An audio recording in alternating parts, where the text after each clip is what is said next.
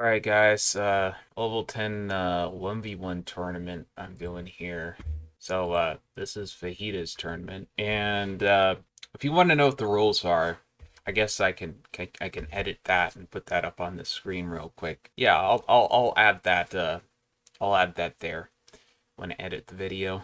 But yeah, I am using the raiding tackle because it is allowed if it is level 0. This is an example of how you can use the summon and the pet and all of your companions for a really beefy team. Really beefy. So I'm going to take advantage of that. This person has level 8 and level 9 companions. I don't know what the heck they're thinking. Got a level 10 old scratch at least. I wonder what they plan on doing with that. But I picked this team right here because Emmett's group heal is actually very broken when you have basically 6 companions on the field. Because when you have a summon and a pet at this level, it is basically like you have 6 companions. So I'm taking advantage of that fact. Of course, the pet limit is that it has to be level 10. This person's also not very good at placing their trap. They could have easily placed that where the pet would have moved, but it looks like they're not going to be doing that. You know what? I'm going to start moving my companions up, and the reason I'm doing that is because I need to start. I need to pull my summon so that I can just hit my rampart right away, or at least that's the idea right there. Guess I'll put a Veiler shield on Marcianus so that I can hopefully pull my summon next turn. That's the plan. Your deck is not nearly as large at this level. It's like 2 lines at the very most. And that could also be because I am a privateer who's trained quite a bit of stuff, and I have like top-notch gear, especially for this particular tournament. So specifically for this tournament, actually, but yeah. Veiler Rampart, by the way, does about 690 absorb. So, yeah, about a quarter of that is like, you know, 16 health. So Marcus will have the equivalent of 16 plus more health from the Veiler's Rampart. I'm going to go ahead and hit that in a second. If I don't pull my, well, I'm just going to pull my summon, actually. They spread out all their units. I'm going to move to where I can hit one of their units, but they can't focus fire. That's the ideal position to be in. And I'm going to also put the summon out there. I'm going to throw that Veiler's Rampart on in just a second. Honestly, I really think that those sorts of weapons should be banned in a low-level tournament. I really do think so.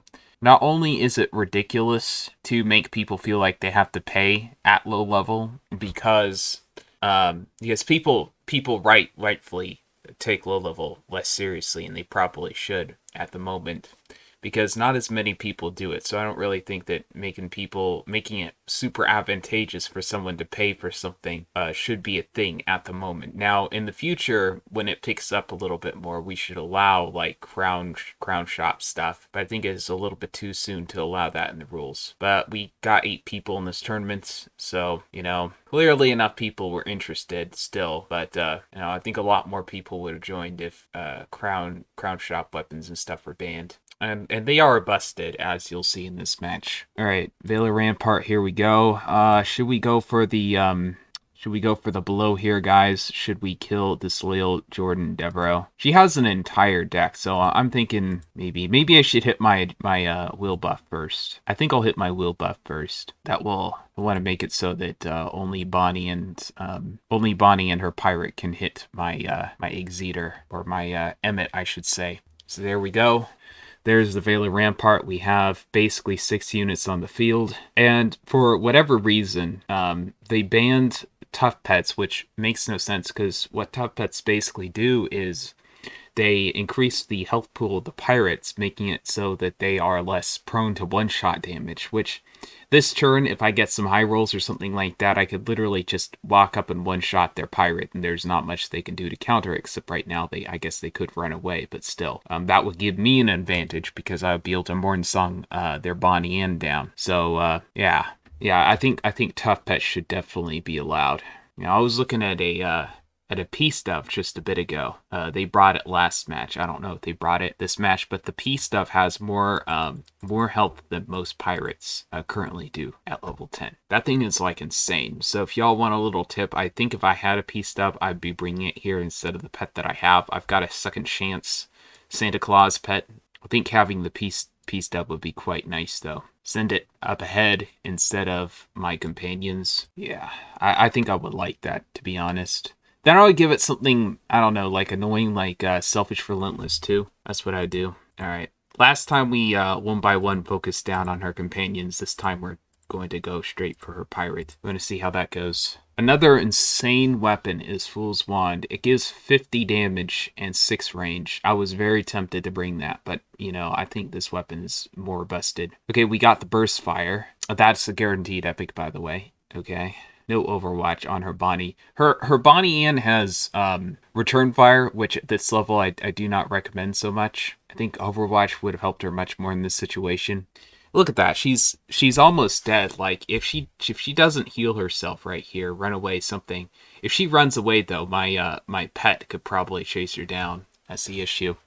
She runs away and heals maybe. That would give us like carte blanche against Bonnie, who's level 9, the other companions. I don't know why they don't level up their companions. Usually you want every little advantage you can have in a tournament. She gets critical, so that doesn't matter too much. She runs. So she doesn't use her Bonnie heal. I think I can still hit her with a Morn Song. Yeah, I think I can still hit her with a Morn Song. So, yeah. Morn Song's infinite range. According to the rules, you can only have 3 of 1 power. I have 3 Morn Songs exactly. Those things are so useful. Oh, and it says you can only have 1 sniper shot. So, which, you know, is kind of understandable because one of the best strategies for level 10 is to go a hide hat, boots, and coat, and then go the 3 sniper shots for rings, charm, and totem. Just hide, snipe, hide, snipe, hide, snipe. The best thing you can do. All right, their pirate is GG'd. I'm just going to kill the only person who can heal them. I'm going to do that right here. To be honest, it might be cool to actually bring Old Scratch. I may start doing that because I just realized Old Scratch gets his own summon. So the Valor's Rampart would be pretty busted. I'm going to take another look at the rules. Let's see. The rules. I'm looking. I don't see anything that mentions Scratch. No, okay. Next tournament, I'm going to go ahead and do that. All right. And they go ahead and heal the pirates. That's fine. Perfectly fine by me. Though let's just hope they don't chain much. Oh, I mean, they can't really chain. Bonnie Ann's like the only companion at this level who can get any type of serious chain, so we don't have much to worry about on that end. Have to deal with their summon. Let's see. I'm gonna hit a group heal here. Let's start moving up over here. Scratch has impressive range at this level too. I'm realizing that. Alright, Morn Song should do 73, but I could low roll. That's fine. I'll kill a unit and force her to move back again because she'll be in dire straits after she gets hit by this. Okay, she's dead. That's good. I got a nice high roll on that one. Quite fortunate. Group heal. There we go. Epic it. Okay. Bunny Inn's dead. This is, by the way, the second match. We did the first one earlier with much the same result. I won that, so it is supposed to be a best out of 3. Yeah. Except last time I focused down on the companions. I killed Rapbeard, then I killed Chantel, then I killed Bonnie Ann, then I killed her pirate. So her pet was mad annoying, to be honest. If she had taken better advantage of her pet, I think that she would have done a lot better. Could have possibly even won. I'm going to start using Old Scratch, though. I really think that she could be really good. Like Old Scratch, Bonnie Ann, and Emmett. I'm going to do that. I didn't know Old Scratch was allowed. I looked through the rules just now, and they didn't ban it, so I'm going to go ahead and eat my way through the tournament and start winning stuff. Let's see. Who's lower health? We'll start plowing down on top of Louis LeBiscuit. I'll hit a group heal this turn, then I'll do Ghost Whale. There we go. Group heals are also really powerful at this level. Like a simple refresh, especially if it criticals, it does twice as much as what you saw. Like 60 health is like insane at this level. Imagine if Emmett dodged. That'd be insane. Okay, well, Louis dodged. So we're looking at 105 health and 145 health. So that's what we gotta kill. Oh, there their pet is. It is a pet with Charming Gaze. Charming Gaze doesn't work in PvP. I don't know why they're using a Tiger Shark. It does do more damage, compared to other pets at low level? That would be an interesting question. You know, I don't usually focus on pet bodies, but it's looking like at low level pet bodies are super important. So it's a new morphing game. Nice, super. Oh, 54 damage. That's insane. Not from a summon, guys. It low levels, like at level well, I mean at high levels, like level 70. Like a summon will do about the same amount of damage. It'll do about like 60 damage or something like that, right? Or 100 at the most. Okay, right? And that's like 1/30th at the very most of someone's health. So like, yeah, it's not nearly as much as what I'm saying comparatively. Like that was like 1/6 of a pirate's health that was just done by that summon right there. So summons are much more powerful at this level, that is for sure. This is a lot like playing old Central tournaments where they would allow old Scratch and stuff for witch doctors, and they would ban stuff that made no sense, like, you know, Spring Heal. Just made a lot of arbitrary rules.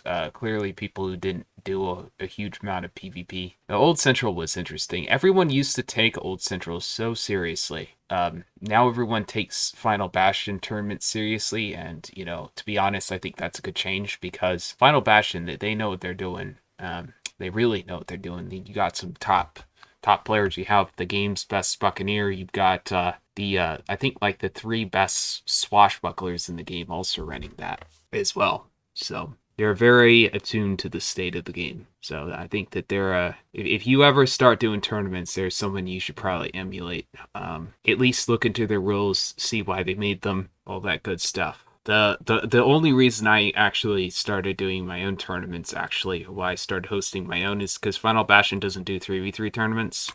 Otherwise, you know, I would have just, you know, left it to them, but they don't do 3v3 tournaments. They're 1v1 players. So that being said, I may do 1v1 tournaments eventually, but Final Bastion is definitely the best at doing those. So this is the end of the second match. It's supposed to be a best out of 3, and since I won 2, that is the end.